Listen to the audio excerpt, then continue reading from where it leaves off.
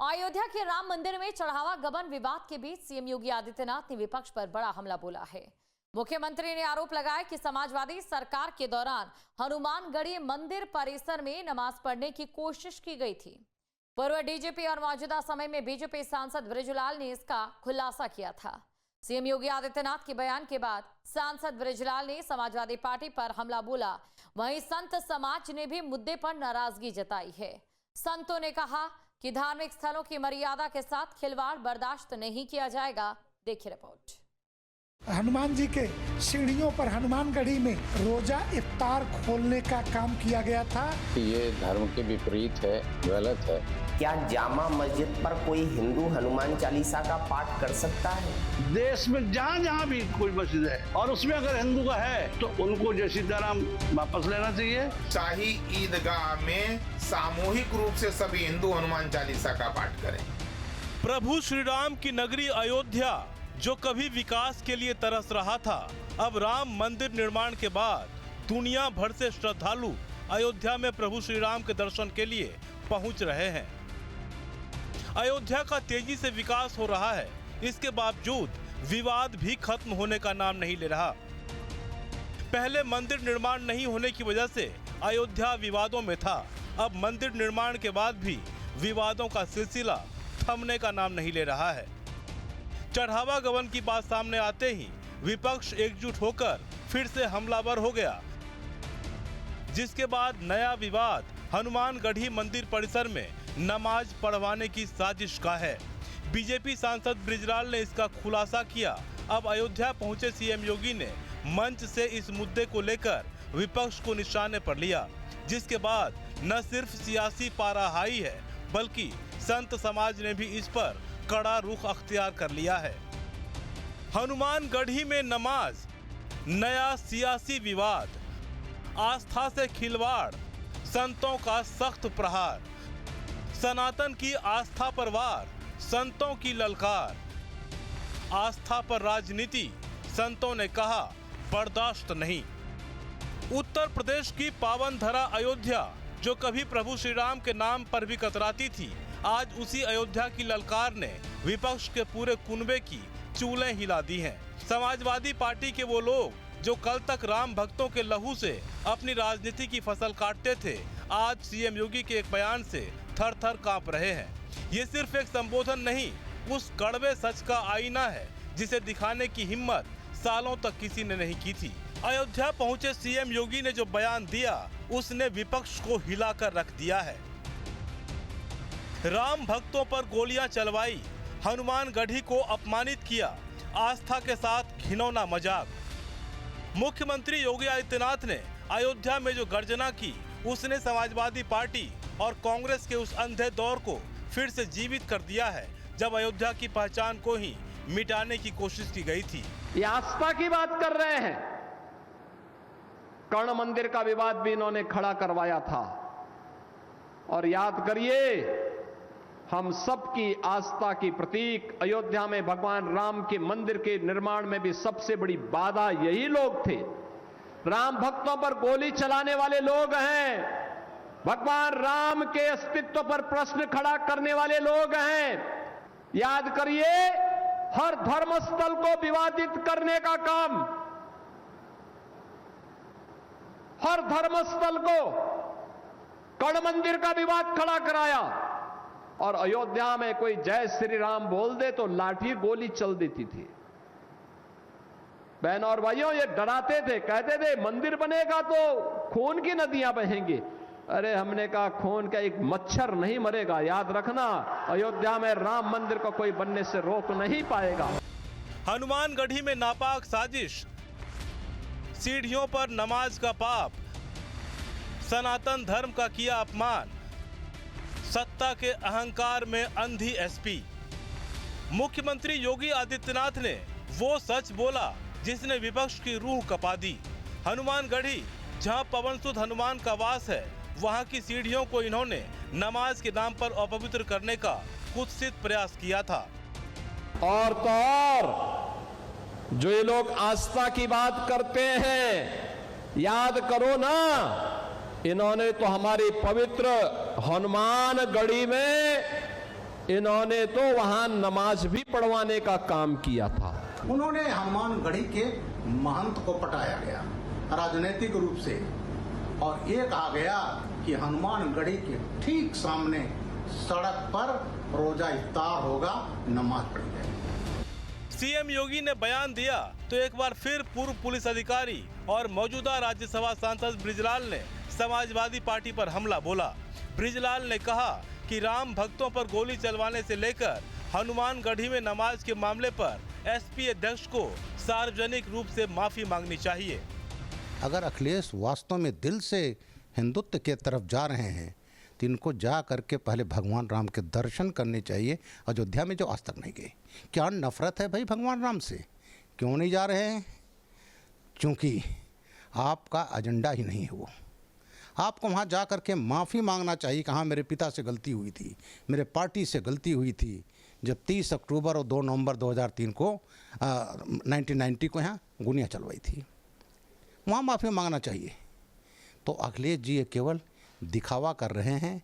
इनका केवल रहा है तुष्टीकरण की राजनीति। उधर हनुमानगढ़ी की बात सामने आई तो साधु संतों ने भी घटना पर कड़ी नाराजगी व्यक्त की। साधु संतों ने कहा कि धार्मिक स्थलों की मर्यादा के साथ खिलवाड़ बर्दाश्त नहीं किया जाएगा। उत्तर प्रदेश के मुख्यमंत्री योगी आदित्यनाथ के अयोध्या दौरे में दिए बयान के बाद से उत्तर प्रदेश की राजनीति में एक बार फिर से पारा चढ़ता हुआ दिखाई दे रहा है। उन्होंने कहा था कि हनुमानगढ़ी के सीढ़ियों पर जिस तरह से सपा सरकार ने नमाज पढ़वाने का कुकृत्य किया था, उसको कभी बर्दाश्त नहीं किया जाएगा। उस वक्त के आईजी लॉ एंड ऑर्डर रहे बृजलाल, जो कि वर्तमान राज्यसभा सांसद हैं, उन्होंने बताया कि किस तरह से तुष्टीकरण की राजनीति के लिए इस मुद्दे को गर्म किया गया था। अब इसी मुद्दे को लेकर के संत समाज में भी काफ़ी आक्रोश देखने को मिल रहा है। सभी ने एक सुर में कहा कि हमारे धार्मिक स्थलों के साथ इस तरह की छेड़खानी बर्दाश्त नहीं की जाएगी। मथुरा के स्वामी कृष्णानंद ने विपक्षी दलों की आस्था पर सवाल उठाते हुए उन पर सनातन का अपमान करने के आरोप लगाए।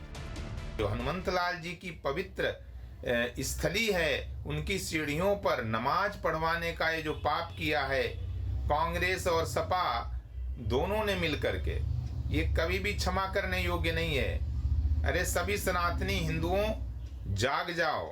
ये जो अयोध्या में चढ़ावा चोरी को लेकर के ये जो विपक्षी पार्टियां प्रोपेगेंडा कर रही हैं, इनके अंदर कहां से आस्था आ गई है?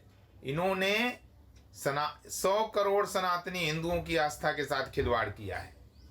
और मैं तो कहता हूं माननीय मुख्यमंत्री योगी जी से कि जो मथुरा में शाही ईदगाह है श्री कृष्ण जन्मभूमि के पास, सभी हिंदुओं को इजाजत दें और सुरक्षा दें कि शाही ईदगाह में सामूहिक रूप से सभी हिंदू हनुमान चालीसा का पाठ करें और भगवान श्री कृष्ण का अभिषेक करें। वहीं राम मंदिर आंदोलन में गोली का शिकार हुए सच्चिदानंद जी महाराज ने कहा कि मंदिर में नमाज पढ़वाया तो क्या, मस्जिदों में हनुमान चालीसा और बजरंग बाण पढ़ने की इजाजत दी जाएगी। सच्चिदानंद महाराज ने कहा कि समाजवादी सरकार ने निहत्थे राम भक्तों पर गोलियां चलवाई, उन्हें कभी माफ नहीं किया जा सकता।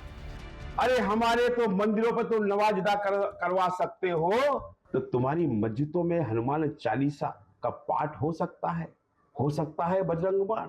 उस दिन को हम कैसे भूल सकते हैं जब आज बोलने वाला एक व्यक्ति जिसके पिता ने ऐसा घोर पाप किया था कि राम भक्तों पर, निहत्थे राम भक्तों पर जो प्रभु श्री राम का जयकारा लगाते हुए आगे बढ़ रहे थे, उन पर गोलियां चलवाई थी।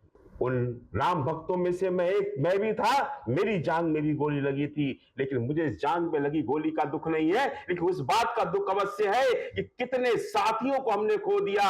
हम लोग किस प्रकार से जंगलों से एकत्रित होते वहां तक पहुंचे थे। जब इस दुख को देखते हैं, सोचते हैं, उस मंजर का जब दिमाग में आता है, मस्तिष्क में घूमता है, तो दिखाई देता है कितने साथियों को खोया, कितने राम भक्तों को खोया। ऐसे पापी को क्या आप माफ कर सकते हो जिसने निहत्थे राम भक्तों पर गोलियां चलवाई थी। वहीं संतोषी अखाड़ा चित्रकूट के महंत रामजी दास महाराज ने आरोप लगाया कि एसपी सरकार के दौरान मंदिरों का पैसा कहीं और खर्च किया जाता था। उधर दिगंबर अखाड़ा चित्रकूट के महंत दिव्य जीवन दास ने भी उन सभी मस्जिदों को मंदिर का स्वरूप देने की मांग की जहां मंदिर के निशान मिले हैं।